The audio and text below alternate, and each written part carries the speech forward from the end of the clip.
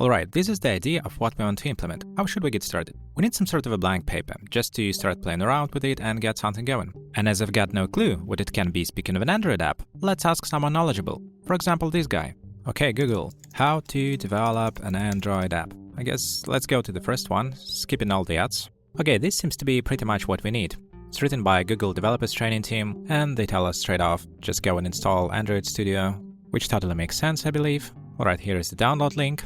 Even though it's not really leading to the download page. Okay, this is the right one. So now let's carefully read the license agreement, accept, and hit the download button. And after some time, we've got the package, we're installing that one. We can also accept to send some statistics if you want to help them to find bugs and fix those quickly. Then we hit next. There is an option to choose between custom and standard installations. Standard just seems to be fine. There is the list of what's going to be installed exactly on our system. Of course, we carefully read one more license agreement, and then it's going to take a little more. We can pour a kappa and wait till it's installed. And after a little while, we are finally ready to create our first project. We select new project, and it's quite a lot of options actually. Obviously, phone and tablet seems to be the right one because we're developing a mobile app. I would rather stick with the default one, which is an empty activity, because I've got no idea what all the rest is. And we seem to be finally ready to name our project. The name is gonna be Sprayer. Let's not dive too deep into what this name actually means. I will explain it in one of the upcoming videos later on. And here is something called package name. I've got no idea what it is, because again, I'm not an Android developer. I haven't dealt with that before. Let's just give it something meaningful. Okay, it's just calm, faulty, Sprayer. And for all the rest, let's keep defaults. Alright, finish, finally. We're generating sources. It's also asking for some permissions. Okay, what's next? I see there is a little loading indicator down there. Important Sprayer Gradle project. Can we bring a bit more light on it, please? Maybe somewhere here. Oh wow, there is actually a lot going on. It's downloading a whole bunch of stuff. Okay, whatever.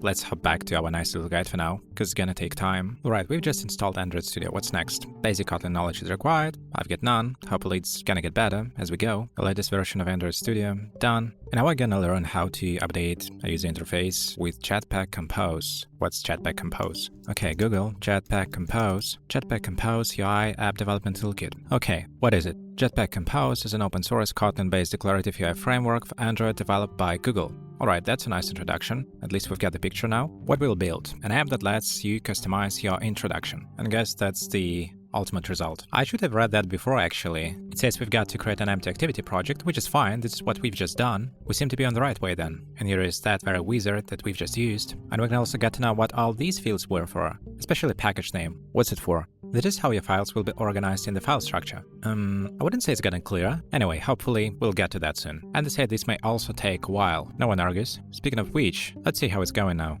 Okay, seems we're through. At least I can't see any loading indicator anymore. And now I can use this nice little icon to preview the current project. Let's do this. I guess it's not what we expect to see. Should we click on something? And something's happening again. No way, please. Okay, let's just wait again. Nice, finally, we see something. We can zoom it in and out. Let's see what else we've got.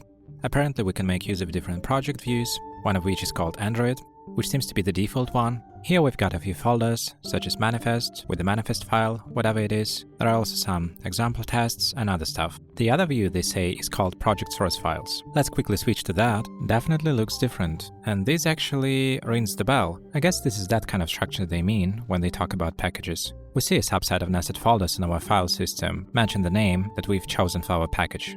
Okay, now we can probably play around a little. In the current project, we've got onCreate and setContent functions. OnCreate is a so-called entry point where we build the user interface. SetContent helps you to define the layout through composable functions. And talking about composable functions, they've got this nice little breakdown. And we see that to make a function composable, we add a composable annotation. Alright, what's annotation in Kotlin? Annotations are means of attaching metadata to code. And we've got an example. It's an annotation class called Fancy. We can attach these different attributes to it, and it's used like so. Still doesn't tell much, really. Okay, whatever. We also see that their names are capitalized, and I'm not quite sure what's going on here, but if I were them, I would rather draw an arrow so it would point at greeting, not at name, because greeting is the actual function name, isn't it? But anyway, composables also don't return anything. That's it. Enough rambling, let's try to do something. So we've got our composable, let's change the text to something like that, and nothing changes. Okay, I'm wondering why, and I guess because I'm silly enough to change it in the totally wrong place. It's meant to be done in this preview, isn't it? Because we are previewing, apparently. So let's undo this and put the text here, and now we see what we expect to see. We can also explore a little ourselves. For example, I see the second argument called modifier. So why don't we mess around with that a little? So we can type in modifier and check out the autocomplete options, because I've got no idea what it's got. And we've got this list of options. Let's maybe try to use alpha, because it's pretty obvious that it should change the transparency. Well, luckily there is an embedded documentation, which comes in quite handy, and it tells us to use floating point values. For whatever reason something's wrong, because it's underlined red. Does it give us any clues? Oh yeah, it does. It suggests changing it to 0.5f. Let's do this, and seems to be fine. And I will see as we change this value, so it changes the text transparency. Alright, I guess that's about it. It's that kind of blank paper that we wanted to have to start off with. I'll leave it to you from here so we can also experiment a little. For example, they also suggest changing the background color for learning's sake and getting used to this environment that we're gonna be using quite a lot from now on. So don't shy away, give it a go, and don't forget to tune in to the next one, cause it's gonna get more practical from there.